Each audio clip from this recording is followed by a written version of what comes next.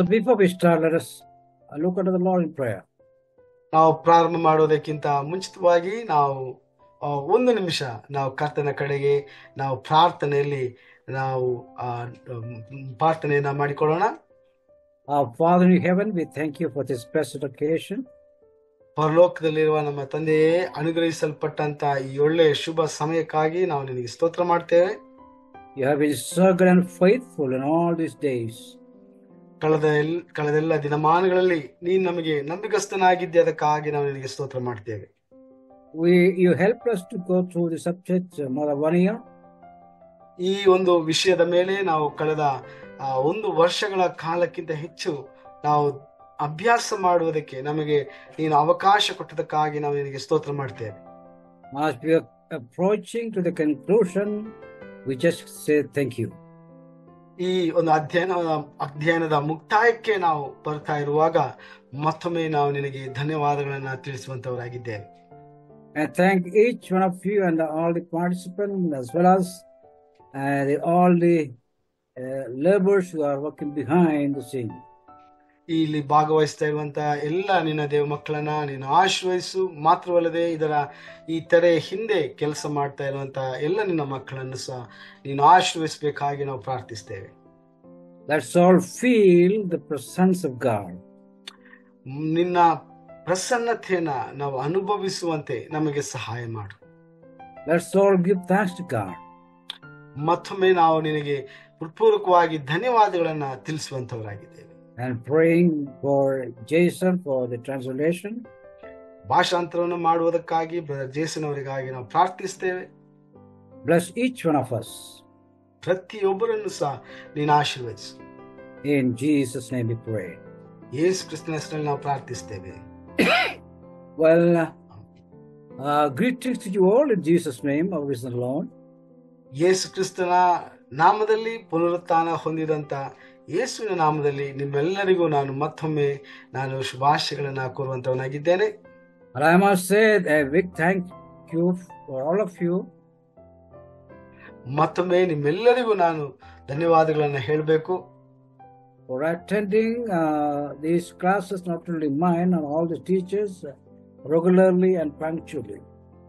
ಈ ನನ್ನ ಈ ಒಂದು ಅಧ್ಯಯನದ ಕ್ಲಾಸ್ ಮಾತ್ರವಲ್ಲದೆ ಇತರ ಎಲ್ಲ ಬೋಧಕರ ಅಧ್ಯಯನದ ಕ್ಲಾಸ್ಗಳನ್ನ ನೀವು ತಪ್ಪದೆ ಶಿಸ್ತುಬದ್ಧವಾಗಿ ನೀವು ಪಾಲ್ಗೊಳ್ತಾ ಇರೋದಕ್ಕಾಗಿ ನಾನು ನಿಮ್ಮೆಲ್ಲರಿಗೂ ನಾನು ಧನ್ಯವಾದಗಳನ್ನ ತಿಳಿಸುವಂತವನಾಗಿದ್ದೇನೆ. And I believe that we are learning something at least through these sittings. ನಾನು ನಂಬುತ್ತೇನೆ, ಖಂಡಿತವಾಗಲೂ ನಾವು ಕೆಲವೊಂದು ವಿಚಾರಗಳನ್ನ ಈ ಒಂದು ಅಧ್ಯಯನದ ಸಮಯಗಳಲ್ಲಿ ನಾವು ಕಲಿತಾ ಇದ್ದೇವೆ ಎಂಬುದಾಗಿ. In order to ease your work, we are giving you the notes right on the screen. ನಿಮ್ಮ ಕೆಲಸ ಸುಗಮವಾಗುವುದಕ್ಕೋಸ್ಕರವಾಗಿ ನಾವು ಈ ಟಿಪ್ಪಣಿಗಳನ್ನ ನೋಟ್ಸ್ಗಳನ್ನ ಸ್ಕ್ರೀನ್ ನಲ್ಲಿಯೂ ಸಹ ನಾವು ಹಾಕ್ತಾ ಇದ್ದೇವೆ. It is not just for display, but you have to take it home and learn regularly. ಇದು ಸುಮ್ಮನೆ ನಾವು ಡಿಸ್ಪ್ಲೇಗೋಸ್ಕರವಾಗಿ ನಾವು ಪ್ರದರ್ಶಿಸ್ತಾ ಇಲ್ಲ, ಆದರೆ ಇದನ್ನ ನೀವು ಮತ್ತೊಮ್ಮೆ ನೀವು ಸಮಯವನ್ನ ತೆಗೆದುಕೊಂಡು ನಿಮ್ಮ ಮನೆಯಲ್ಲಿ ನೀವು ಇದನ್ನ ಸುದೀರ್ಘವಾದಂತ ಒಂದು ಅಧ್ಯಯನವನ್ನ ಮಾಡಿಕೊಳ್ಳುವ ಸಲುವಾಗಿ ನಾವು ಇದನ್ನ ಡಿಸ್ಪ್ಲೇ ಮಾಡ್ತಾ ಇದ್ದೇವೆ. This is a lifetime classes, not just for an examination. ಇದು ನಿಮ್ಮ ಜೀವಂತ್ಯಕ್ಕೂ ಇರುವಂತ ಒಂದು ಅಧ್ಯಯನವಾಗಿದೆ. ಇದು ನಾವು ಕೇವಲ ಒಂದು ಪರೀಕ್ಷೆಗೋಸ್ಕರವಾಗಿ ನಾವು ಮಾಡ್ತಾ ಇರುವಂತ ಒಂದು ಅಧ್ಯಯನದ ಕ್ಲಾಸ್ಗಳಲ್ಲ. So these classes are just like a jumping part. ಆದ್ದರಿಂದ ಇದು ನಿಮ್ಮ ಜೀವನದಲ್ಲಿ ಅಳವಡಿಸಿಕೊಳ್ಳುವಂತಹ ಬಹಳ ಪ್ರಾಮುಖ್ಯವಾದಂತ ವಿಷಯಗಳಾಗಿವೆ. And it is your responsibility to dive into deep and deep. ಆದ್ದರಿಂದ ನಿಮ್ಮ ಒಂದು ಜವಾಬ್ದಾರಿಯಾಗಿದೆ ಈ ಒಂದು ವಿಷಯಗಳನ್ನ ಇನ್ನು ಕೂಲಂಕುಷವಾಗಿ ಅದನ್ನ ಇನ್ನು ಆಳವಾಗಿ ನೀವು ಅದನ್ನ ಸಮಯ ತೆಗೆದುಕೊಂಡು ಅದನ್ನ ಅಭ್ಯಾಸ ಮಾಡಬೇಕಾಗಿರುವಂತದ್ದು. I'm not extending my words in introduction. ನಾನು ಇನ್ನು ನನ್ನ ಮಾತುಗಳನ್ನ ಈ ಒಂದು ಪರಿಚಯದಲ್ಲಿ ಇನ್ನು ಹೆಚ್ಚು ಹೇಳುವುದಕ್ಕೆ ನಾನು ಬಯಸುವುದಿಲ್ಲ. We were discussing on the subject rapture in these days. ನಾವು ಕಳೆದ ದಿನಮಾನಗಳಿಂದ ಎತ್ತಲ್ಪಡುವಿಕೆ ಕುರಿತಾದಂತ ಒಂದು ವಿಷಯದಲ್ಲಿ ನಾವು ಅಧ್ಯಯನ ಮಾಡ್ತಾ ಬಂದಿದ್ದೇವೆ. And this evening we are going into another feature of rapture. ಈ ಸಂಜೆ ವೇಳೆಯಲ್ಲಿ ಈ ಒಂದು ಎತ್ತಲ್ಪಡುವಿಕೆಯ ಇನ್ನೊಂದು ವಿಶೇಷವಾದಂತಹ ಗುಣಲಕ್ಷಣವನ್ನ ನಾವು ಚಿಂತಿಸಲಿಕ್ಕಿದ್ದೇವೆ. That is the suddenness of rapture. ಅದು ಈ ಒಂದು ಎತ್ತಲ್ಪಡುವಿಕೆಗೆ ಸಂಬಂಧಪಟ್ಟ ಅನಿರೀಕ್ಷಿತತೆಯ ಕುರಿತಾಗಿ, ಅಂದ್ರೆ ಯಾವ ಗಳಿಗೆಯಲ್ಲಿಯೂ ಸಹ ಎತ್ತಲ್ಪಡುವಿಕೆ ಸಂಭವಿಸಬಹುದು ಎಂಬಂತ ಆ ಒಂದು ಅನಿರೀಕ್ಷಿತತೆಯ ಕುರಿತಾಗಿ ನಾವು ಅಧ್ಯಯನ ಮಾಡಲಿಕ್ಕಿದ್ದೇವೆ. That means rapture will be a sudden process and not an sudden event, not a process. ಅಂದ್ರೆ ಅದರ ಅರ್ಥ ಎತ್ತಲ್ಪಡುವಿಕೆಯು ಯಾವ ನಿಮಿಷದಲ್ಲಿ ಆದರೂ, ಅಂದ್ರೆ ಯಾವ ಗಳಿಗೆಯಲ್ಲಿ ಆದರೂ ಸಂಭವಿಸಬಹುದು. ಅಂದ್ರೆ ಅದು ಯಾವಾಗ ಸಂಭವಿಸುತ್ತದೆ, ಅದಕ್ಕೆ ಯಾವುದೇ ರೀತಿಯಾದಂತಹ ಒಂದು ಪ್ರಾಸೆಸ್ ಅಥವಾ ಒಂದು ಕ್ರಮ ನಾವಲ್ಲಿ ನೋಡುವುದಿಲ್ಲ. Because some people think rapture will be a process, it's not an event all on a sudden. ಯಾಕಂದ್ರೆ ಕೆಲವರು ಹೀಗೆ ಅಂದ್ಕೊಳ್ತಾರೆ, ಈ ಎತ್ತಲ್ಪಡುವಿಕೆ ಎಂಬುವಂಥದ್ದು ಅದು ಒಂದು ಪ್ರಾಸೆಸ್ ಆಗಿದೆ, ಅಂದ್ರೆ ಒಂದು ಬದ್ಧವಾಗಿ ಹಂತ ಹಂತವಾಗಿ ನಡೆಯುವಂತ ಒಂದು ಕಾರ್ಯಚಟುವಟಿಕೆಯಾಗಿದೆ. ಇದು ಯಾವಾಗಲೂ ಒಂದು ಗಳಿಗೆಯಲ್ಲಿ, ಅನಿರೀಕ್ಷಿತವಾದಂತ ಒಂದು ಗಳಿಗೆಯಲ್ಲಿ ನಡೆಯುವಂತ ಒಂದು ಸಂದರ್ಭವಲ್ಲ ಎಂಬುದಾಗಿ ಅವರು ಅರ್ಥ ಮಾಡಿಕೊಳ್ಳುತ್ತಾರೆ. Their argument to this position is based on certain things. ಅವರ ಈ ಒಂದು ವಾದಕ್ಕೆ ಕೆಲವೊಂದು ವಿಚಾರಗಳ ಅಡಿಸ್ಥಾನದಲ್ಲಿ ಅವರು ಈ ಒಂದು ವಾದವನ್ನ ಅವರು ಮಾಡುವಂತವರಾಗಿರ್ತಾರೆ. Because according to the Bible, there should be at least 3 things happen in the air and 3 things must happen on earth. ಅಂದ್ರೆ ಸತ್ಯವೇದದ ಪ್ರಕಾರವಾಗಿ ನಾವು ನೋಡುವಾಗ ಈ ಒಂದು ಅವರ ಪ್ರಕಾರವಾಗಿ ಎತ್ತಲ್ಪಡುವಿಕೆ ಸಂಭವಿಸಬೇಕಾದರೆ ಆ ಮಧ್ಯಾಕಾಶದಲ್ಲಿ 3 ಘಟನೆಗಳು ನಡೆಯಬೇಕು.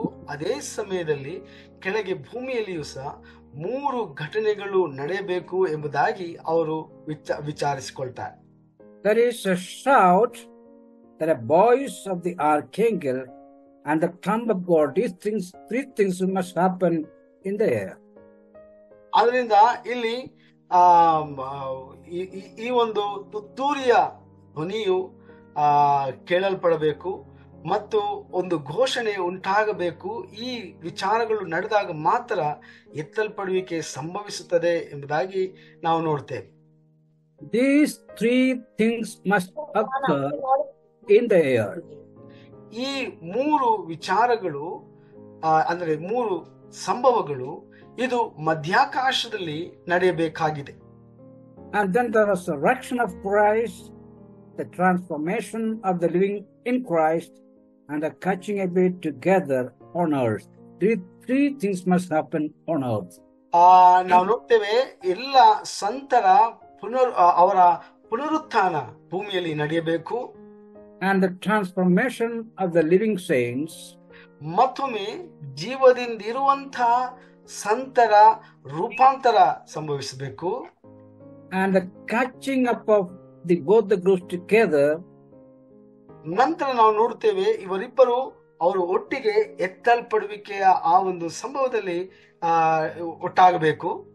So these 3 things must happen on earth.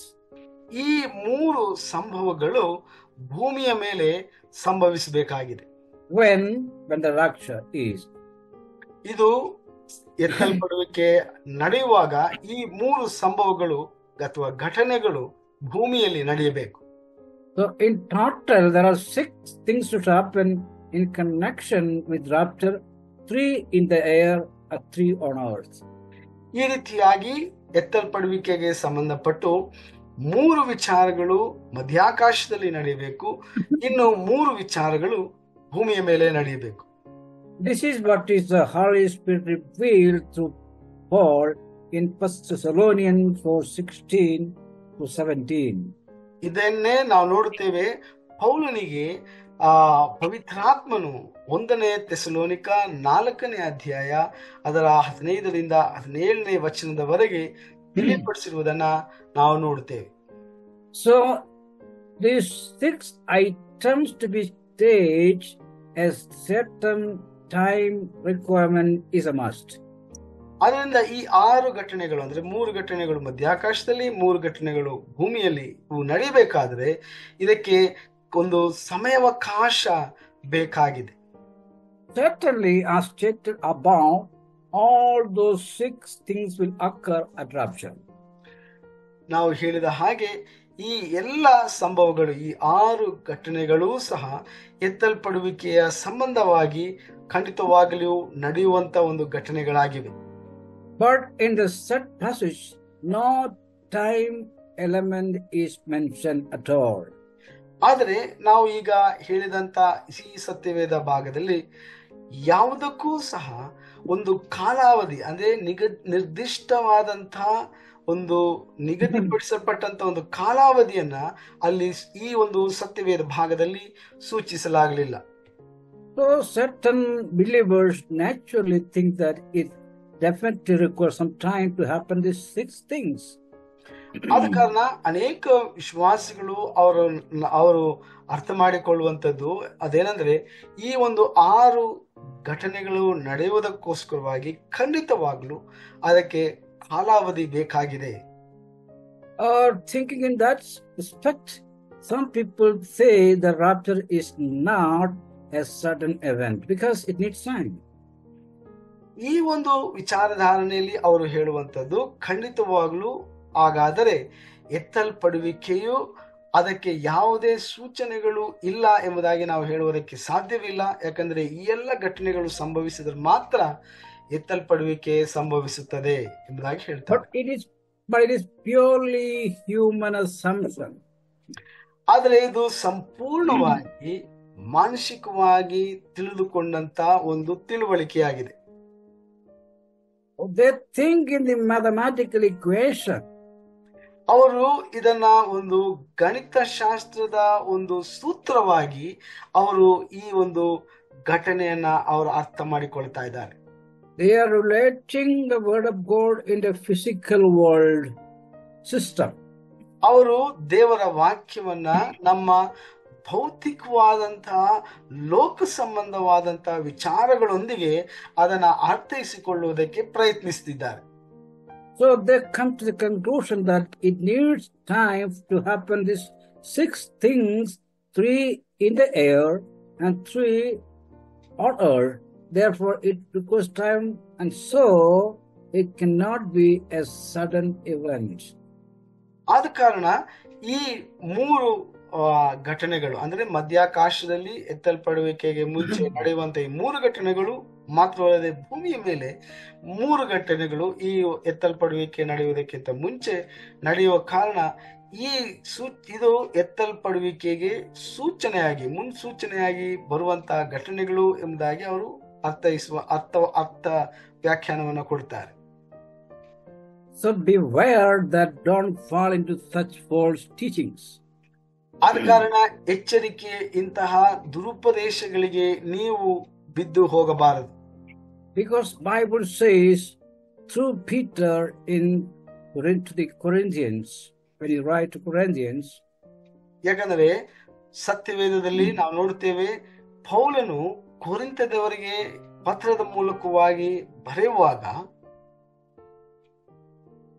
when you're writing, it will come to chapter 15, verse 52, he says that we shall not all asleep. ಅಲ್ಲಿ ನಾವು ನೋಡ್ತೇವೆ 15ನೇ ಅಧ್ಯಾಯ ಅದರ 52ನೇ ವಚನದಲ್ಲಿ ನಾವೆಲ್ಲರೂ ನಿದ್ರೆ ಹೋಗುವುದಿಲ್ಲ, but we shall be changed in a moment. ಆದರೆ ಕ್ಷಣ ಮಾತ್ರದಲ್ಲಿ ನಾವೆಲ್ಲರೂ ರೂಪಾಂತರಗೊಳ್ಳುತ್ತೇವೆ. And again Paul gives explanation. In a moment means in the twinkling of an eye. ಮತ್ತೆ ಪೌಲನು ಅದಕ್ಕೆ ವಿವರಣೆಯನ್ನ ಕೊಡ್ತಾನೆ. ಕ್ಷಣ ಎಂಬುದಾಗಿ ಅಂತ ಹೇಳುವಾಗ ಕಣ್ಣು ರೆಪ್ಪೆ ಬಡಿಯುವಷ್ಟರೊಳಗಾಗಿ. when at the last trumpet. ಯಾವಾಗ ಕೊನೆಯ ತುತ್ತೂರಿ ಮೊಳಗಿಸಲ್ಪಡುವಾಗ. So Paul safeguards these false doctrines. ಆದ್ರಿಂದ ಈ ದುರುಪದೇಶಗಳಿಗೆ ವಿರುದ್ಧವಾಗಿ ಪೌಲನು ಬಹಳ ಸ್ಪಷ್ಟವಾಗಿ ಅದರಿಂದ ನಾವು ದೂರ ಇರುವುದಕ್ಕೆ ಬೇಕಾದಂತ ಎಲ್ಲ ಎಚ್ಚರಿಕೆಗಳನ್ನ ಈ ವಾಕ್ಯಗಳ ಮೂಲಕವಾಗಿ ಅವನು ಕೊಡುವುದನ್ನು ನಾವು ನೋಡ್ತೇವೆ. In Paul's time, science was not much expanded, or much investigations or discoveries were not found or available to him. ಪೌಲನ ಕಾಲಘಟ್ಟದಲ್ಲಿ ನಾವು ನೋಡುವಾಗ ವಿಜ್ಞಾನವು ನಾವು ಇವತ್ತು ನೋಡುವ ಹಾಗೆ ಅಷ್ಟೊಂದು ಮಟ್ಟಕ್ಕೆ ಅದರ ಆವಿಷ್ಕಾರಗಳಾಗಲಿ ಅಥವಾ ಅದರ ಇನ್ನಿತರ ಕಾರ್ಯಗಳಾಗಲಿ ಜನರಿಗೆ ತಿಳಿದಿರಲಿಲ್ಲ. But God revealed to him the rapture will be taking place in a moment of time. ಆದರೆ ದೇವರು ಪೌಲನಿಗೆ ಈ ಒಂದು ಪ್ರಕಟಣೆಯನ್ನ ತಿಳಿಸಿದ್ರು. ಅದೇನೆಂದ್ರೆ ಎತ್ತಲ್ಪಡುವಿಕೆಯು ಆ ಒಂದು ಗಳಿಗೆಯಲ್ಲಿ ಅಂದ್ರೆ ಆ ನಿಮಿಷದಲ್ಲಿ ಕಣ್ಣು ರೆಪ್ಪೆ ಬಡಿಯುವಷ್ಟರೊಳಗೆ ನಡೆಯುತ್ತದೆ ಎಂಬುದಾಗಿ ಅವನಿಗೆ ತಿಳಿಸಿದರು. And putting a comma, he says that not in a moment but in a twinkling of an eye. ನಾನು ಅದಕ್ಕೆ ಒಂದು ಕಾಮ ಹಾಕ್ತಾ ಇದ್ದೇನೆ, ಒಂದು ಕ್ಷಣವಲ್ಲ, ಒಂದು ಕ್ಷಣ ಅಂತ ಹೇಳುವಾಗ ಕಣ್ಣು ರೆಪ್ಪೆ ಬಡಿಯುವಷ್ಟರೊಳಗೆ. In Greek, we read the sentence en etomo. Greek ಭಾಷೆಯಲ್ಲಿ ನಾವು ಈ ಒಂದು ಪದಪ್ರಯೋಗಗಳನ್ನ ನಾವು ನೋಡ್ತೇವೆ, ಎನ್ ಎಟೇಮೋ ಎಂಬುದಾಗಿ. En reipe, ಎನ್ ರೆಫೆ ಎಂಬುದಾಗಿ ನೋಡ್ತೇವೆ. ophthalmo, ಆಫ್ತಾಲ್ಮೋ ಎಂಬಂತ ಪದ ಪ್ರಯೋಗ. ophthalmos means eye. That's why the term ophthalmology for the treatment, the department comes in. Ophthalmos means eye.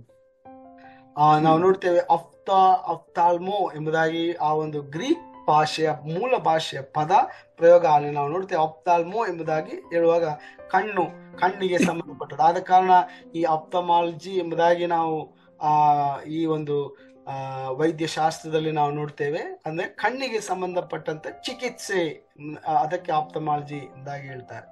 In English we read moment, and for both that, and Paul used the term autumn. English ನಲ್ಲಿ ನಾವು moment ಎಂಬುದಾಗಿ ನಾವು ಹೇಳ್ತೇವೆ, ಅದಕ್ಕೆ Greek ಮೂಲ ಭಾಷೆಯಲ್ಲಿ atom ಎಂಬುದಾಗಿ ನಾವು ನೋಡ್ತೇವೆ. Autumn literally means indivisible or uncut. Atom ಎಂಬಂತ ಆ ಒಂದು ಗ್ರೀಕ್ ಮೂಲ ಭಾಷೆಯ ಪದದ ಅರ್ಥ ಹೀಗಿದೆ, ಅಂದ್ರೆ ನಾವು ಅದನ್ನ ವಿಭಾಗಿಸುವುದಕ್ಕೆ ಅಂದ್ರೆ ವಿಭಜಿಸುವುದಕ್ಕೆ ಸಾಧ್ಯವಿಲ್ಲ.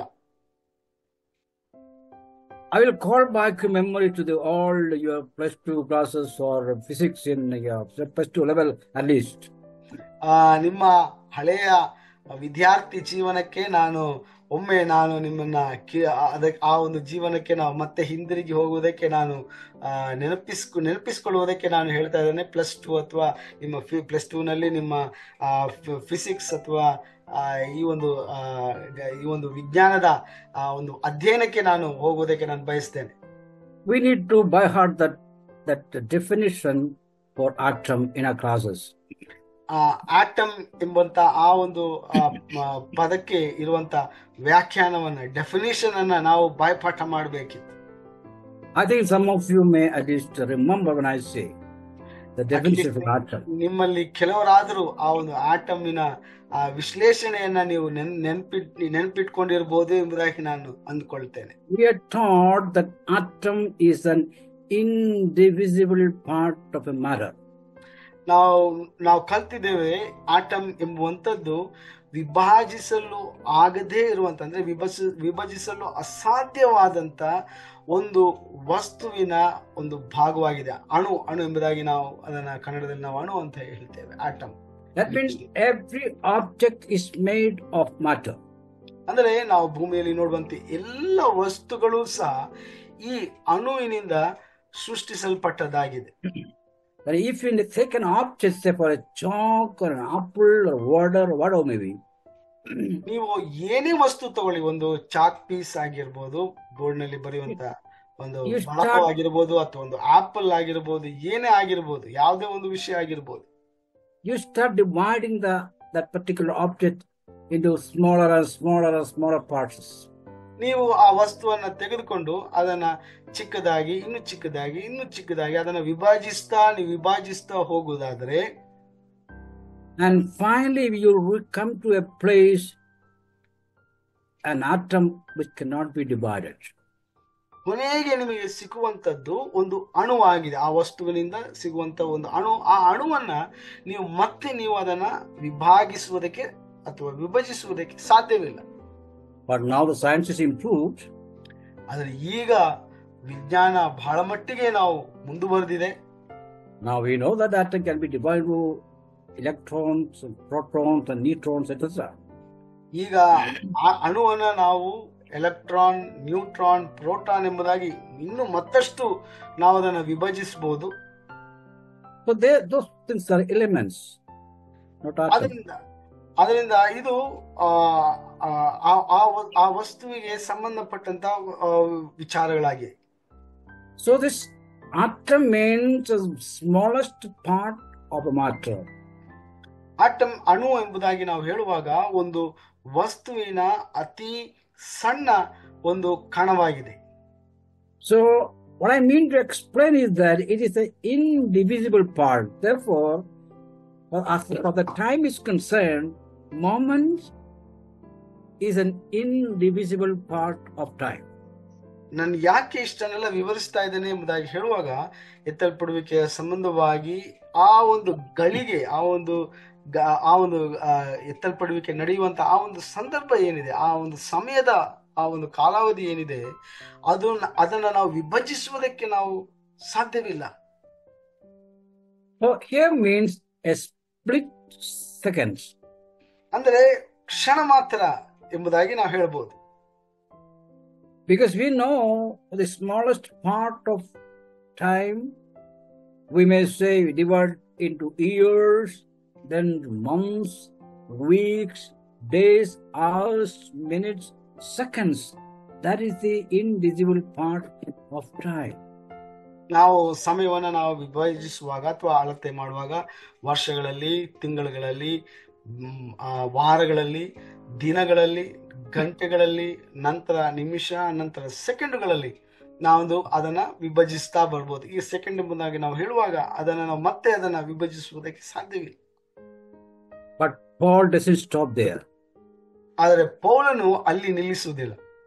As far as the rapture is concerned, he says that within twinkling of an eye, that means split second, even smaller than the second of time. ಆದರೆ ಎತ್ತಲ್ಪಡುವಿಕೆಗೆ ಸಂಬಂಧಪಟ್ಟ ಹಾಗೆ ಪೌಲನು ಹೇಳುವಾಗ, ಈ ಒಂದು ಎತ್ತಲ್ಪಡುವಿಕೆ ಘಟನೆ ನಡೆಯುವುದು ಅದು ಕ್ಷಣ ಮಾತ್ರದಲ್ಲಿ ನಡೆಯುವಂತದ್ದಾಗಿದೆ. ಅಂದ್ರೆ ಕಣ್ಣು ರೆಪ್ಪೆಗಳು ಬಡಿಯುವ ಅಷ್ಟರೊಳಗಾಗಿ ಅದನ್ನ ನಾವು ಮತ್ತೆ ಆ ಸಮಯವನ್ನ ಇನ್ನೊಂದು ಮಾತಿನಲ್ಲಿ ಹೇಳುವುದಾದ್ರೆ ಅದನ್ನು ನಾವು ವಿಭಜಿಸುವುದಕ್ಕೆ ಸಾಧ್ಯವಿಲ್ಲ. So in Paul's understanding, the second is the smallest part of time which cannot further divide. Is an art. So we can say it is the atom of time. ಆದ ಕಾರಣ ಪೌಲನು ಹೇಳುವಂತ ಈ ಒಂದು ಸಮಯಾವಧಿ ಏನಿದೆ ಎತ್ತಲ್ಪಡುವಿಕೆಯ ಸಂಬಂಧವಾಗಿ, ಅದನ್ನು ನಾವು ಆ ಒಂದು ಸಮಯದ ಒಂದು ಅಣು ಎಂಬುದಾಗಿ ಹೇಳಿದ್ರೆ ತಪ್ಪಾಗಲಾರದು. ಯಾಕಂದ್ರೆ ಆ ಸಮಯ ಕ್ಷಣ ಅದನ್ನು ನಾವು ಮತ್ತೆ ಇನ್ನು ಮಿಲಿ ಸೆಕೆಂಡುಗಳಲ್ಲಿ ಅದನ್ನು ವಿಭಜಿಸುವುದಕ್ಕೆ ಸಾಧ್ಯವಿಲ್ಲ. That means God does not need any amount of time to happen all these 6 events, 3 in the air and 3 on earth. ಅಂದ್ರೆ ಈ ಎಲ್ಲ ಘಟನೆಗಳು ನಾವು ಮುಂದೆ ತಿಳಿಸಿದ ಹಾಗೆ 6 ಘಟನೆಗಳು, 3 ಘಟನೆಗಳು ಮಧ್ಯಾಕಾಶದಲ್ಲಿ, 3 ಘಟನೆಗಳು ಭೂಮಿಯಲ್ಲಿ, ಈ ಎಲ್ಲ ಘಟನೆಗಳು ಸಂಭವಿಸುವುದಕ್ಕೆ ದೇವರಿಗೆ ಹೆಚ್ಚು ಸಮಯ ಬೇಕಾಗಿಲ್ಲ. ಅಂದ್ರೆ ಕಣ್ಣು ರೆಪ್ಪೆಗಳು ಬಡಿಯುವಷ್ಟರೊಳಗಲ್ಲಿ ಕ್ಷಣ ಮಾತ್ರದಲ್ಲಿ ಈ ಘಟನೆಗಳು ಸಂಭವಿಸಿಬಿಡ್ತವೆ. Because we believe it is an act of God, not an act of human being. ಯಾಕೆಂದ್ರೆ ನಾವು ನಂಬುತ್ತೇವೆ ಈ ಎಲ್ಲ ಘಟನೆಗಳು ಅದು ದೇವರ ಹಸ್ತಾಂತರದಲ್ಲಿ ನಡೆಯುವಂತದಾಗಿದೆ, ಅದು ಮಾನುಷಿಕವಾಗಿ ನಾವು ಅದನ್ನ ತಿಳಿದುಕೊಳ್ಳುವಂತದ್ದಾಗಿದೆ. Also, God doesn't want any time element to any action in his sovereignty. ಅದೇ ಸಮಯದಲ್ಲಿ ಸಾರ್ವಭೌಮನಾದಂತ ದೇವರು ಆತನಿಗೆ ಸಮಯ ಅಥವಾ ಕಾಲದ ಮಿತಿ ಅಥವಾ ಅದಕ್ಕೆ ಒಳಪಟ್ಟವನಲ್ಲ. How do we know? ನಮಗೆ ಹೇಗೆ ಗೊತ್ತು? Because in Genesis we read that he said, "Let there be," and it was. ಆದಿಕಾಂಡದಲ್ಲಿ ನಾವು ನೋಡುತ್ತೇವೆ, ಮೊದಲನೇ ಅಧ್ಯಾಯದಲ್ಲಿ ಉಂಟಾಗಲಿ ಎಂಬುದಾಗಿ ಆತನು ಹೇಳಿದನಷ್ಟೇ ಅವೆಲ್ಲವೂ ಉಂಟಾಯಿತು. He just uttered the word and he didn't go for making that thing. He just uttered the word. That's enough.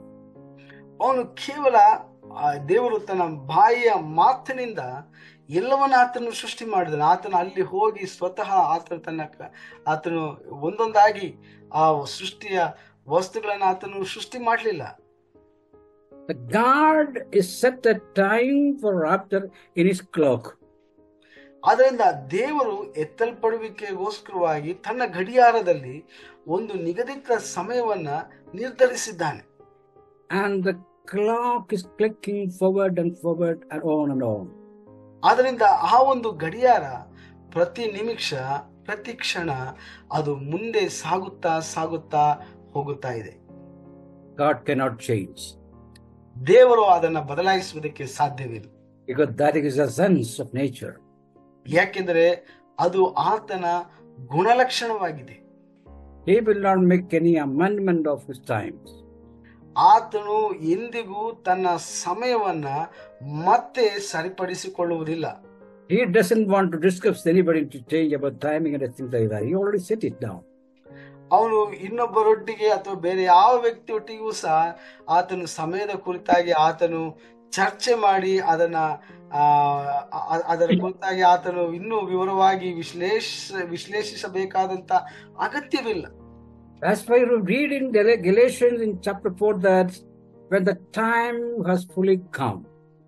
ಆದ್ರಿಂದ ನಾವು ನೋಡ್ತೇವೆ, ಗಲಾತ್ಯ ಪತ್ರಿಕೆಯಲ್ಲಿ ನಾವು ನೋಡುತ್ತೇವೆ, ಸಮಯವು ಅಂದರೆ ಕಾಲವು ಪರಿಪೂರ್ಣವಾದಾಗ ಕ್ರಿಸ್ತನು ನಮಗೆ ಕೊಡಲ್ಪಟ್ಟನು ಎಂಬುದಾಗಿ. Praise God, that's God's work. ದೇವರಿಗೆ ಸ್ತೋತ್ರ, ಅದು ದೇವರ ಒಂದು ಕಾರ್ಯವಾಗಿದೆ. So he's kept everything. ಆದ ಕಾರಣ ಆತನು ಎಲ್ಲ ವಿಚಾರಗಳನ್ನ ಕ್ರಮಪಡಿಸಿ ಆತನು ಈಗಾಗಲೇ ಅವೆಲ್ಲವನ್ನ ನಿರ್ಧರಿಸಿದ್ದಾನೆ. So that Paul revealed that timing is a twinkling of an eye, that's a split second. That's the timing.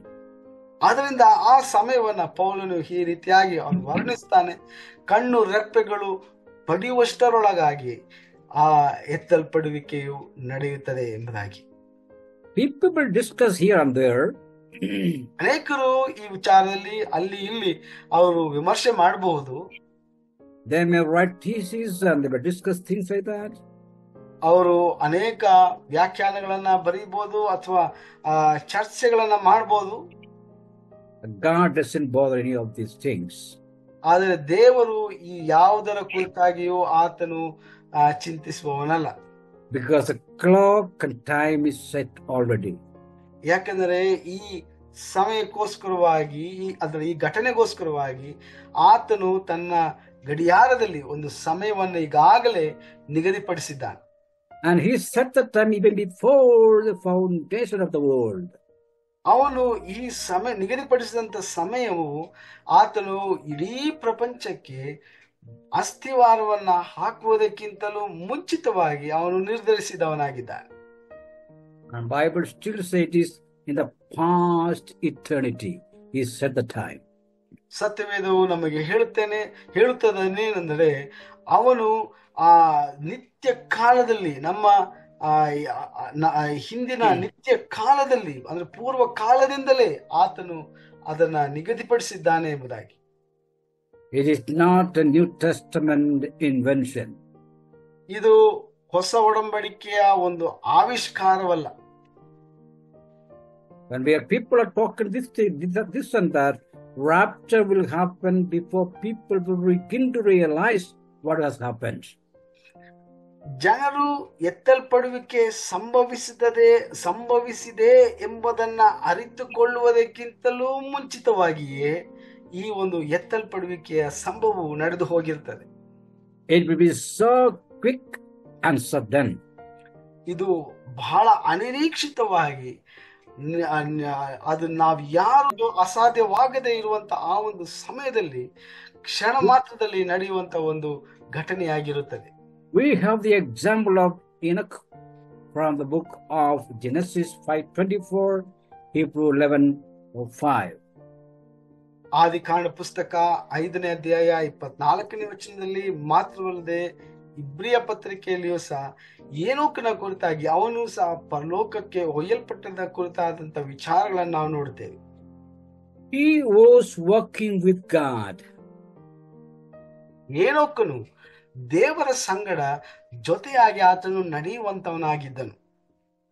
And while walking, he disappeared.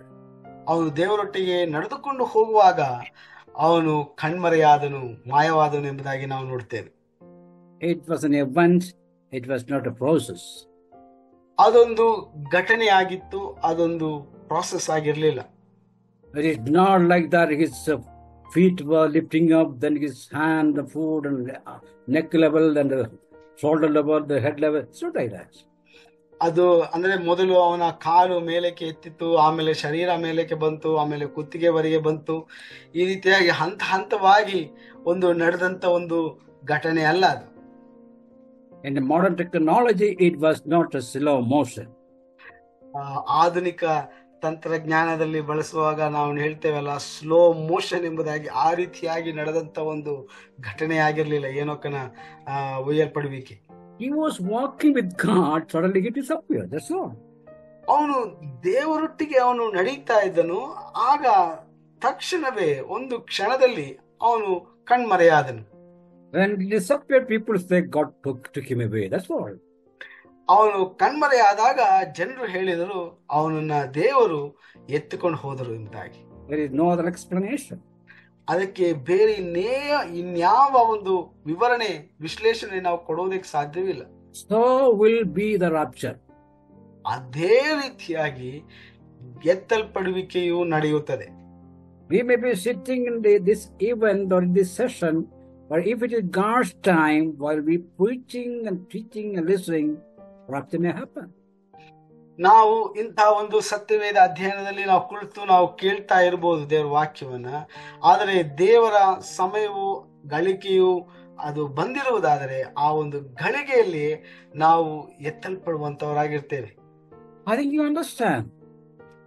ನಾನು ಅಂದ್ಕೊಳ್ತೇನೆ ನೀವು ಅರ್ಥ ಮಾಡ್ಕೊಳ್ತಾ ಇದ್ದೀರಿ ಎಂಬುದಾಗಿ. Another example we have about suddenness. ಇನ್ನೊಂದು ಉದಾಹರಣೆ ಈ ಒಂದು ಎತ್ತಲ್ಪಡುವಿಕೆಯ ಸಂಬಂಧವಾಗಿ ಅನಿರೀಕ್ಷಿತತೆಯ ಕುರಿತಾಗಿರುವಂತದ್ದು. That event is recorded in the book of Acts. ಈ ಒಂದು ಘಟನೆ ಅಪೊಸ್ತಲರ ಕೃತ್ಯಗಳಲ್ಲಿ ಅದನ್ನ ದಾಖಲು ಮಾಡಿರೋದನ್ನು ನಾವು ಕಾಣ್ತೇವೆ. And we have that in chapter 8 and verse 39. ಇದನ್ನ 8ನೇ ಅಧ್ಯಾಯ 39ನೇ ವಚನದಲ್ಲಿ ಈ ಸಂಭವವನ್ನ ನಾವು ಓದಬಹುದು. The event, the snatching away of Philip. ಅಲ್ಲಿ ನಾವು ನೋಡುತ್ತೇವೆ ಫಿಲಿಪ್ಪನನು ಅವನು ಪರವಶನಾಗಿ ಎತ್ತಲ್ಪಡುವುದನ್ನ ನಾವು ಆ ಒಂದು ವೇದ ಭಾಗದಲ್ಲಿ ನಾವು ಕಾಣುವುದನ್ನು ನೋಡ್ತೇವೆ. It was not a kidnapping, mind you. ಇದು ಒಂದು ಅಪಹರಣವಾಗಿರಲಿಲ್ಲ. He was caught up by the Holy Spirit. ಅವನು ಪವಿತ್ರಾತ್ಮನಿಂದ ಪರವಶನಾಗಿ ಅವನು ಒಯ್ಯಲ್ಪಟ್ಟನು ಎಂಬುದಾಗಿ ನಾವು ನೋಡ್ತೇವೆ. Two people were going along with. ಅವನ ಸಂಗಡವಾಗಿ ಕೆಲವರು ಜೊತೆಯಾಗಿ ನಡೀತಾ ಇದ್ರು. We know the other person was the Ethiopians, Enoch. ಅಲ್ಲಿ ನಾವು ನೋಡುತ್ತೇವೆ ಅವನು ಅಲ್ಲಿ ಕಂಚುಕಿಯು ಇರುವುದನ್ನು ಸಹ, ಕಂಚುಕಿಯು ಇಥಿಯೋಪಿಯ ದೇಶದವನಾಗಿದ್ದಂತ ಕಂಚುಕಿಯು ಪ್ರಯಾಣದಲ್ಲಿ ಹೋಗ್ತಾ ಇರೋದನ್ನು ನಾವು ನೋಡ್ತೇವೆ. They were conversing together and Philip were explaining to this particular person. ಅವರಿಬ್ಬರು ಆ ಕಂಚುಕಿಗೆ ಈ ಫಿಲಿಪ್ಪನು ಸತ್ಯವೇದದ ಆ ಒಂದು ಸುರುಳಿಯನ್ನು ಅವನು ಓದ್ತಾ ಇದ್ದಂತ ಕಂಚುಕಿಗೆ ಅವನು ಇನ್ನೂ ಹೆಚ್ಚಾಗಿ ವಿವರಣೆಯನ್ನ ಕೊಡುವುದನ್ನ ನಾವು ನೋಡುತ್ತೇವೆ. They didn't expect that what's going to happen. ಆ ಒಂದು ಗಳಿಗೆಯಲ್ಲಿ ಈ ರೀತಿಯಾಗಿ ಒಂದು ಸಂಭವ ನಡೆಯುತ್ತದೆ ಎಂಬುದಾಗಿ ಖಂಡಿತವಾಗ್ಲೂ ಅವನು ಅದನ್ನ ನಿರೀಕ್ಷೆ ಮಾಡಿರಲಿಲ್ಲ. But we read in 8:13 of Acts that the Spirit of the Lord caught up Philip, and Enoch saw him no more. ಮತ್ತೆ ನಾವು ನೋಡ್ತೇವೆ 39ನೇ ವಚನದಲ್ಲಿ ಬರುವಾಗ ನಾವು ನೋಡ್ತೇವೆ, ಕರ್ತನ ಆತ್ಮ ಫಿಲಿಪ್ಪನನ್ನ ಎತ್ತಿಕೊಂಡು ಹೋಗಲಾಗಿ ನಾವು ನೋಡ್ತೇವೆ, ಮತ್ತೆ ಆ ಕಂಚುಕಿಯು ಫಿಲಿಪ್ಪನನ್ನ ಕಾಣಲೇ ಇಲ್ಲ ಎಂಬುದಾಗಿ. It's very interesting. ಇದು ಬಹಳ ನಮಗೆ ಆಶ್ಚರ್ಯವನ್ನಿಸ್ತದೆ. But it's also concerning. ಅದೇ ಸಮಯದಲ್ಲಿ ನಮಗೆ ಬಹಳ ಚಿಂತಿಸುವಂತೆ ಮಾಡುವಂತದ್ದಾಗಿದೆ. It does not mean that your wife is with you and you will both together go. No guarantee. ಇದು ಖಂಡಿತವಾಗ್ಲೂ ಹೀಗೆ ಹೇಳುವುದಿಲ್ಲ ನಮಗೆ, ನಿಮ್ಮ ಜೊತೆಯಾಗಿ ನಿಮ್ಮ ಹೆಂಡತಿ ಇರ್ತಾರೆ, ನೀವಿಬ್ಬರು ಒಯ್ಯಲ್ಪಡುತ್ತೀರಿ ಎಂಬುದಾಗಿ. See the case of Enoch, there are people around, but they were not gone. ನಾವು ನೋಡ್ತೇವೆ ಏನೋಕನ ಒಂದು ಸನ್ನಿವೇಶದಲ್ಲಿ ಅವನ ಸುತ್ತಮುತ್ತಲ ಅನೇಕ ಜನರಿದ್ದರು, ಆದ್ರೆ ಅವ್ರು ಯಾರು ಎತ್ತಲ್ಪಡಲಿಲ್ಲ, ಏನೋಕನು ಮಾತ್ರ ಎತ್ತಲ್ಪಟ್ಟರು. The Ethiopian Enoch is standing, but Philip was taken. ಈ ಇಥಿಯೋಪಿಯಾದವನ ಕುರಿತಾಗಿ ನಾವು ನೋಡುವಾಗಲೂ ಸಹ ಇಥಿಯೋಪ್ಯದವನು ಅಲ್ಲಿ ನಿಂತಿದ್ದಾನೆ, ಆದರೆ ಅವನ ಪಕ್ಕದಲ್ಲಿ ಇದ್ದಂತ ಫಿಲಿಪ್ಪನು ಪಕ್ಕನೆ ಒಯ್ಯಲ್ಪಡುತ್ತಾ ಇದ್ದಾನೆ. Because the Holy Spirit is in action.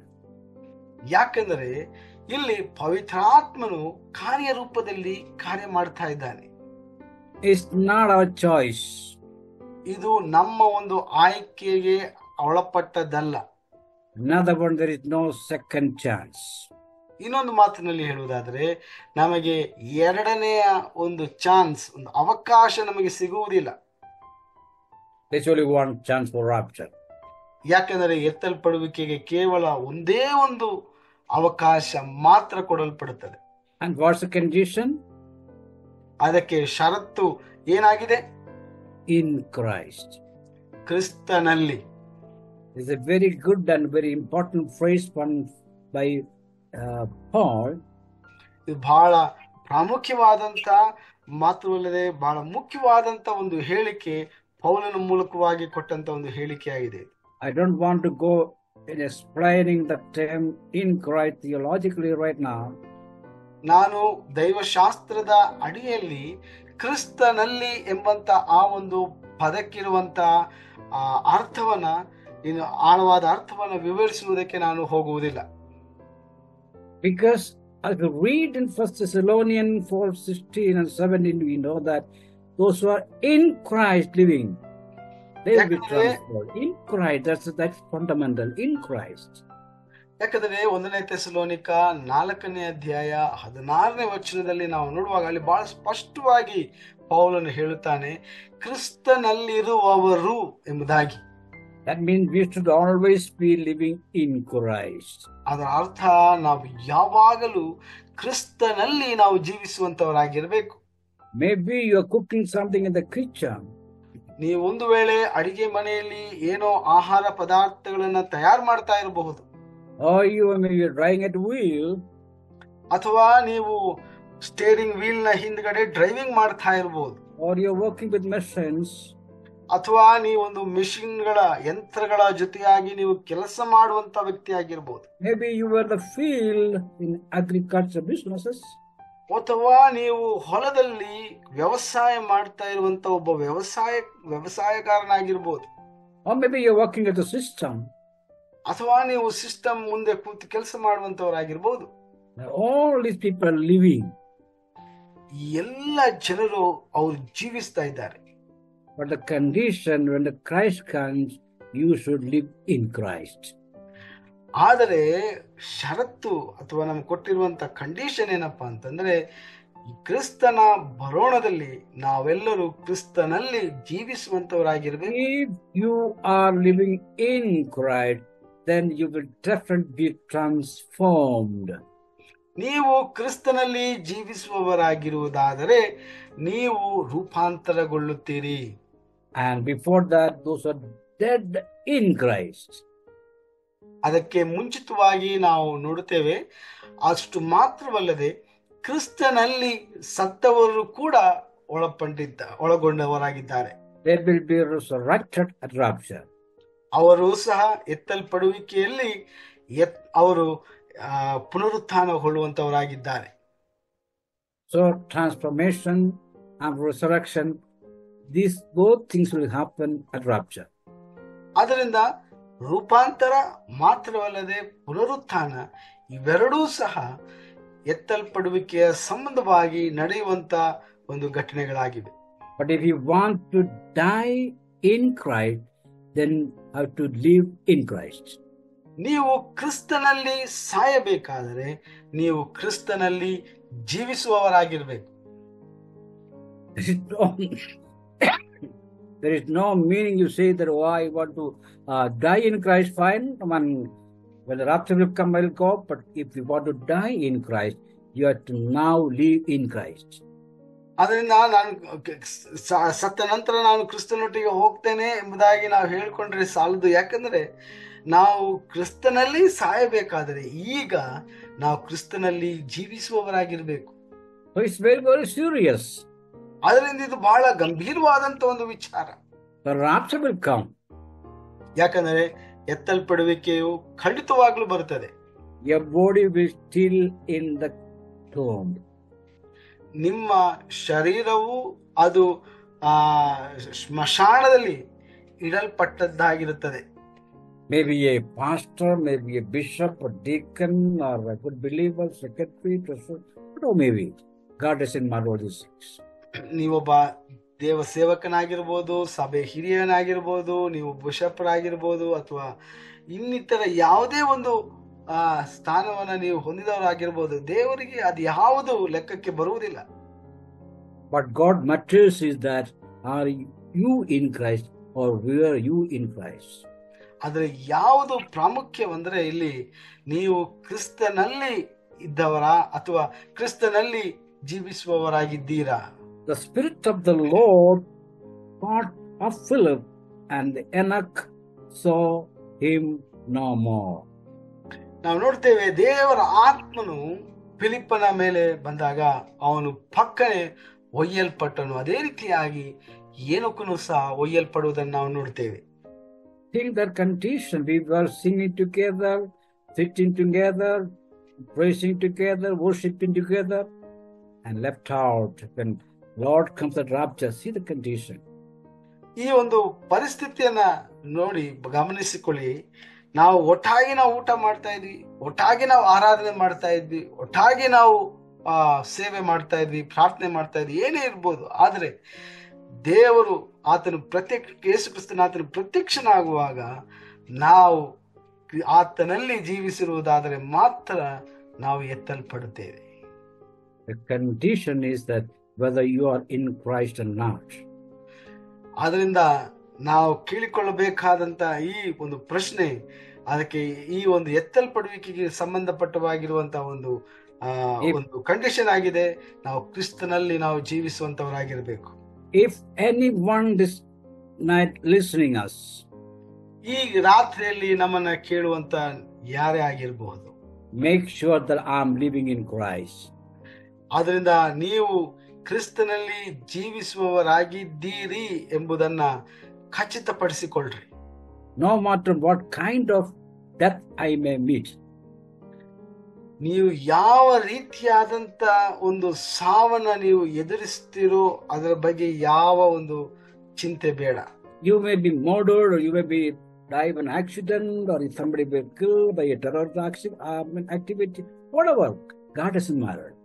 ನೀವು ಒಬ್ಬ ತೀವ್ರವಾದಿಯಿಂದ ಕೊಳ್ಳಲ್ಪಟ್ಟವರಾಗಿರ್ಬೋದು, ಅಥವಾ ಒಂದು ಅಪಘಾತದಲ್ಲಿ ಒಳಪಟ್ಟು ನೀವು ಸತ್ತು ಹೋಗಬಹುದು. ನೀವು ಯಾವ ರೀತಿ ನೀವು ಸಾಯ್ತೀರಿ ಎಂಬುದು ಪ್ರಾಮುಖ್ಯವಲ್ಲ.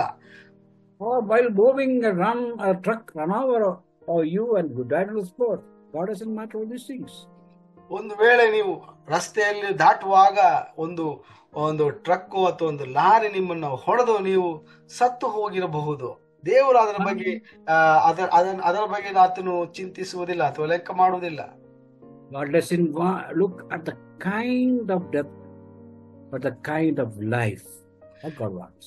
ನೀವು ಯಾವ ರೀತಿ ಸಾಯ್ತೀರಿ ಎಂಬುದನ್ನ ದೇವರು ನೋಡುವುದಿಲ್ಲ, ಬದಲಾಗಿ ನೀವು ಯಾವ ರೀತಿ ಜೀವಿಸ್ತಾ ಇದ್ದೀರಿ ಎಂಬುದನ್ನ ದೇವರು ನೋಡುವಂತವನಾಗಿದ್ದಾನೆ. Because the Holy Spirit emphasized me to stress this point, that's why I'm taking much time for this particular point.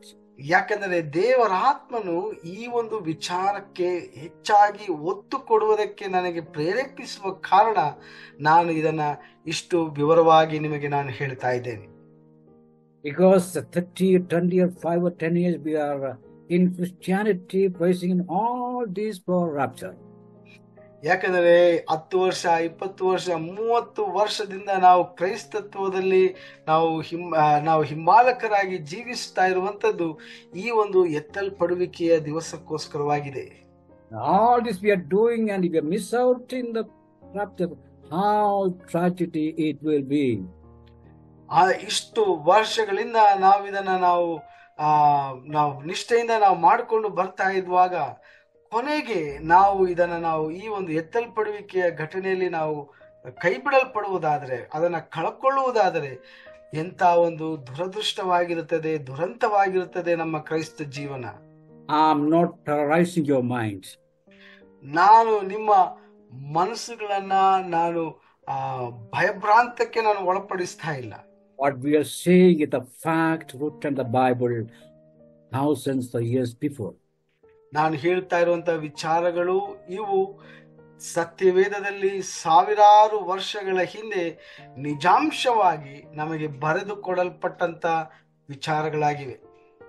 Here Luke uses a particular word in 8:39 for catching up or caught up. ಇಲ್ಲಿ ಲೂಕನು ಬಹಳ ವಿಶೇಷವಾದಂತ ಒಂದು ಪದಪ್ರಯೋಗವನ್ನ ಬಳಸ್ತಾನೆ. ಒಯ್ಯಲ್ಪಡುವುದಕ್ಕೋಸ್ಕರವಾಗಿರುವಂತಹ ಪದಪ್ರಯೋಗ 8ನೇ ಅಧ್ಯಾಯ 39ನೇ ವಚನ ಅಪೊಸ್ತಲರ ಕೃತ್ಯಗಳಲ್ಲಿ.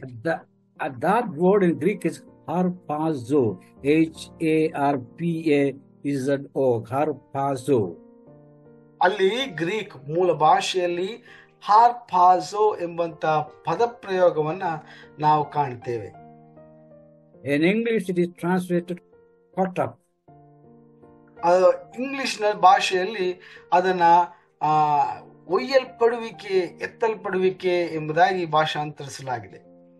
It is the very word used by Paul in 1 Thessalonians 4:17. ಇದೇ ಪದ ಪ್ರಯೋಗವನ್ನ ಪೌಲನು 1ನೇ ಥೆಸಲೋನಿಕ 4ನೇ ಅಧ್ಯಾಯ 17ನೇ ವಚನದಲ್ಲಿಯೂ ಸಹ ಬಳಕೆ ಮಾಡ್ತಾ ಇದ್ದಾನೆ. Very right, he said that those are transformed and those who are resurrected will be both together caught up. ಅಲ್ಲಿ ನಾವು ನೋಡುವಾಗ ಸತ್ತವರು ಅವರು ಪುನರುತ್ಥಾನಗೊಳ್ಳುತ್ತಾರೆ, ಮಾತ್ರವಲ್ಲದೆ ಜೀವಿಸ್ತಾ ಇರುವಂತವರು ರೂಪಾಂತರಗೊಳ್ಳುತ್ತಾರೆ. ಇವರಿಬ್ಬರೂ ಸಹ ಎತ್ತಲ್ಪಡುವಿಕೆಯ ಆ ಒಂದು ಘಟನೆಯಲ್ಲಿ ಒಯ್ಯಲ್ಪಡುತ್ತಾರೆ ಎಂಬುದಾಗಿ ನಾವು ನೋಡುತ್ತೇವೆ. I had in my plan to go another point also, but I don't have time right now because the Holy Spirit emphasized me to talk on this point much more, ನಾನು ಇನ್ನೊಂದು ವಿಷಯವನ್ನ ನಾನು ಹೇಳಬೇಕಿತ್ತು, ಆದರೆ ಸಮಯದ ಪರಿಮಿತಿ ಇರುವುದರಿಂದ ನಾನು ಹೇಳುವುದಕ್ಕೆ ಸಾಧ್ಯವಿಲ್ಲ. ಆದರೆ ಈ ಒಂದು ವಿಚಾರವನ್ನ ಒತ್ತಿ ಹೇಳುವುದಕ್ಕೋಸ್ಕರವಾಗಿ ಪವಿತ್ರಾತ್ಮನು ನನ್ನನ್ನು ಪ್ರೇರೇಪಿಸಿದರ ನಿಮಿತ್ತವಾಗಿ ನಾನು ಇದನ್ನ ಇಷ್ಟು ವಿವರವಾಗಿ ನಿಮಗೆ ಹೇಳ್ತಾ ಇದ್ದೇನೆ. So harpazo is touching, it means snatching away. harpazo ಎಂಬುದಾಗಿ ಮೂಲ ಭಾಷೆಯಲ್ಲಿ ನಾವು ನೋಡುವಾಗ ಈ ಪದದ ಅರ್ಥ ಎತ್ತಲ್ಪಡುವಿಕೆ ಎಂಬುದಾಗಿದೆ. When a snatcher comes, snatch something from your pocket, it is from your hands. ನೋಡಿ, ನಿಮ್ಮ ಕೈಯಲ್ಲಿ ಇರುವಂತದನ್ನ ಅಥವಾ ನಿಮ್ಮ ಜೇಬಿನಲ್ಲಿ ಇರುವಂತ ಏನೋ ಒಂದು ವಸ್ತುವನ್ನ ಕಸಿದುಕೊಳ್ಳುವಾಗ he will not come and enter into a conversation with you. How are you? Where are you going? No, nothing like that. ಕಳ್ಳನು ನಿಮ್ಮ ಮಧ್ಯೆ ಬಂದು ನಿಮ್ಮ ಹತ್ರ ಸುದೀರ್ಘವಾಗಿ ಮಾತನಾಡಿ ನಿಮ್ಮ ಯೋಗಕ್ಷೇಮವನ್ನೆಲ್ಲ ವಿಚಾರ ಮಾಡಿದ ನಂತರ ಅವನು ಕಳ್ಳತನ ಮಾಡೋದಿಲ್ಲ. A snatcher will come and he will not ask what's your name, what's the name of your father. No, he will not ask anything. ಕಳ್ಳನು ಬಂದು ನಿಮ್ಮ ಹತ್ರ ನಿಮ್ಮ ಹೆಸರೇನು, ನಿಮ್ಮ ತಂದೆ ಹೆಸರೇನು, ನಿಮ್ಮ ಕುಲಗೋತ್ರ ಏನು ಅಂತ ಹೇಳಿ ಅವನು ವಿವರಣೆಗಳನ್ನ ಕೇಳೋದಿಲ್ಲ. He will just come snatch away things from you. ಅವನು ಬರ್ತಾನೆ, ವೇಗವಾಗಿ ಬಂದು ಕ್ಷಣ ಮಾತ್ರದಲ್ಲಿ ನಿಮ್ಮಲ್ಲಿರುವಂತ ಬೆಲೆಯುಳ್ಳ ವಸ್ತುಗಳನ್ನ ಕಸಿದುಕೊಂಡು ಓಡಿ ಹೋಗ್ತಾನೆ. Our body is kept in the earth. ನಮ್ಮ ಶರೀರವು ಭೂಮಿಯ ಮೇಲೆ ಇಡಲ್ಪಟ್ಟದಾಗಿದೆ. But our spirit is with God. ಆದರೆ ನಮ್ಮ ಆತ್ಮವು ದೇವರ ಬಳಿಯಲ್ಲಿದೆ. And when Christ comes, those who have died, ಯೇಸು ಕ್ರಿಸ್ತನು ಮಧ್ಯಾಕಾಶದಲ್ಲಿ ಬರುವಾಗ ಕ್ರಿಸ್ತನಲ್ಲಿ ಸತ್ತಂತವರು they are still under the earth. ಅವರಿನ್ನು ಭೂಮಿಯಲ್ಲಿದ್ದಾರೆ. The Holy Spirit will snatch away from the earth. ಪವಿತ್ರಾತ್ಮನು ಅವರ ಶರೀರಗಳನ್ನ ಆತನು ಕಸಿದುಕೊಳ್ಳುತ್ತಾನೆ. It is not nobody's choice. ಅದು ಅವರ ಯಾರ ಒಂದು ಆಯ್ಕೆಯ ನಿಮಿತ್ತವಾಗಿ ನಡೆಯುವಂತದ್ದಲ್ಲ. It is God's destination. ಇದು ದೇವರ ಅಂತಿಮ ನಿರ್ಧಾರ ಅಥವಾ ದೇವರ ಒಂದು ನಿಯೋಗವಾಗಿದೆ. Somebody thinks that when the sound will, the voice will be in the air by the archangel and trumpet, all these things, I will try jumping up. ಕೆಲವರ ವಿಚಾರ ಹೀಗಿದೆ, ಅದೇನೆಂದ್ರೆ ಮಧ್ಯಾಕಾಶದಲ್ಲಿ ದೇವರು ಆ ಒಂದು ತುತ್ತೂರಿಯ ಕರೆಯನ್ನ ಕೊಡುವಾಗ ನಾನು ಆ ತುತ್ತೂರಿಯ ಧ್ವನಿಯನ್ನ ಕೇಳಿ ನಾನು ಬೇಗನೆ ಹಾರಿ ನಾನು ಜಿಗಿಯುತ್ತೇನೆ ಎಂಬುದಾಗಿ ಅಂದುಕೊಳ್ತಾರೆ. My friend, I will tell you that you will not hear it. ನನ್ನ ಪ್ರಿಯ ಸಹೋದರರೇ, ನಾನು ಹೇಳ್ತೇನೆ, ನೀವು ಆ ಶಬ್ದವನ್ನ ಕೇಳುವುದಿಲ್ಲ. That's how to try it. ನೀವು ಅದನ್ನ ಪರೀಕ್ಷೆ ಮಾಡಬೇಕು. We have in John, it written, Jesus himself said. ಯಾಕಂದ್ರೆ ಯೇಸು ಸ್ವಾಮಿ ಸ್ವತಃ ಹೇಳಿದಾನೆ, only who are in Christ, they only hear these sounds. They only transform and they only resurrected. ಕ್ರಿಸ್ತನಲ್ಲಿ ಯಾರು ಇದ್ದಾರೆ, ಕ್ರಿಸ್ತನಲ್ಲಿ ಯಾರು ಜೀವಿಸ್ತಾ ಇದ್ದಾರೆ, ಅವರು ಮಾತ್ರ ಈ ಶಬ್ದವನ್ನ ಕೇಳ್ತಾರೆ, ಅವರು ಮಾತ್ರ ರೂಪಾಂತರಗೊಳ್ತಾರೆ. And nobody can try. ಯಾರು ಸಹ ಆಡುವುದಕ್ಕೆ ಸಾಧ್ಯವಿಲ್ಲ. You know the magnet? ನೀವು ಆಯಸ್ಕಾಂತವನ್ನು ನೋಡಿರ್ಬೋದು. Suppose you are taking many things on the table scattered here and there, the wood piece and aluminum, gold, silver, sand, metals and stone, etc. ಒಂದು ಮೇಜಿನ ಮೇಲೆ ಅನೇಕ ವಸ್ತುಗಳು ಇಟ್ಟಿರ್ಬೋದು, ಮರಳಾಗಿರ್ಬೋದು, ಕಬ್ಬಿಣದ ವಸ್ತು ಆಗಿರ್ಬೋದು, ಅಥವಾ ತಾಮ್ರದ, ತಗಡಿನ, ಇನ್ನು ಹೀಗೆ ಅನೇಕ ವಿವಿಧ ಬಗೆಯಾದಂತ ಒಂದು ಲೋಹಗಳಿಂದ ಮಾಡಿದಂತ ವಸ್ತುಗಳಾಗಿರ್ಬೋದು, ಬೇರೆ ಇತರ ವಸ್ತುಗಳಾಗಿರ್ಬೋದು. And then take a powerful magnet.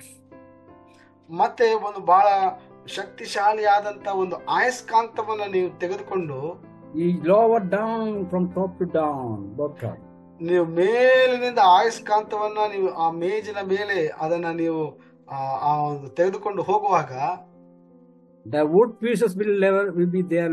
The same way God will be there, stones, everything will be there, while the iron parts will cut away.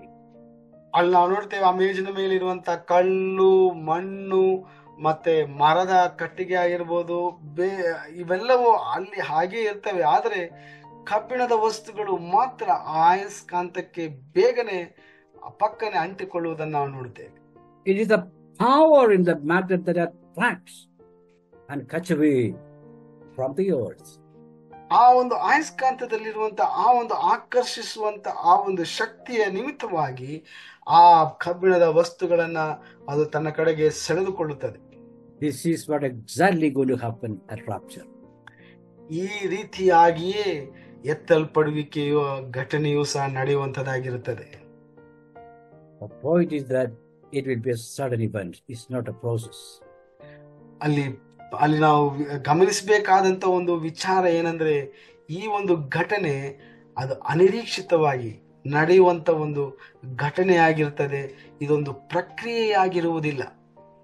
So be ready to be raptured anytime, every time. ಆದ್ರಿಂದ ಎತ್ತಲ್ಪಡುವಿಕೆಗೋಸ್ಕರವಾಗಿ ಯಾವಾಗಲೂ ಎಲ್ಲಾ ಸಮಯದಲ್ಲಿಯೂ ನಾವು ಸಿದ್ಧರಾಗಿರ್ಬೇಕು. Our deal is with Christ and Christ alone. ನಮ್ಮ ಒಂದು ಗುರಿ, ಅಂತಿಮ ಗುರಿ ಅದು ಕ್ರಿಸ್ತನು ಮಾತ್ರವೇ ಆಗಿರಬೇಕು. And if we are in Christ, ನಾವು ಕ್ರಿಸ್ತನಲ್ಲಿರುವುದಾದರೆ, There is no recommendation required. ನಮಗೆ ಯಾರ ಬಳಿಯಿಂದಲೂ ಸಹ recommendation Whatever be the opinion or certificate given by somebody, no matter. ಯಾರ ಕೈಯಿಂದಲೂ ನಮಗೆ ಸರ್ಟಿಫಿಕೇಟ್ ಅಥವಾ ಒಂದು ರೆಕಮೆಂಡೇಶನ್ ಒಂದು ಅವಶ್ಯಕತೆ ಇಲ್ಲ ನಮಗೆ. The shepherd knows his sheep. ಕುರುಬನಿಗೆ ತನ್ನ ಕುರಿಗಳ ಬಗ್ಗೆ ಆತನಿಗೆ ಗೊತ್ತಿದೆ. And the sheep recognize the shepherd's voice. ಕುರಿಗಳು ಕುರುಬನ ಸ್ವರವನ್ನ ಗುರುತಿಸುವಂತದ್ದಾಗಿರುತ್ತದೆ. Let's pray. ಪ್ರಾರ್ಥನೆ ಮಾಡಿಕೊಳ್ಳೋಣ. Father, we thank you for this blessed evening time. ತಂದೆ, ಅನುಗ್ರಹಿಸಲ್ಪಟ್ಟಂತ ಈ ಸಮಯಕ್ಕಾಗಿ ನಾವು ನಿನಗೆ ಸ್ತೋತ್ರ ಮಾಡ್ತೇವೆ.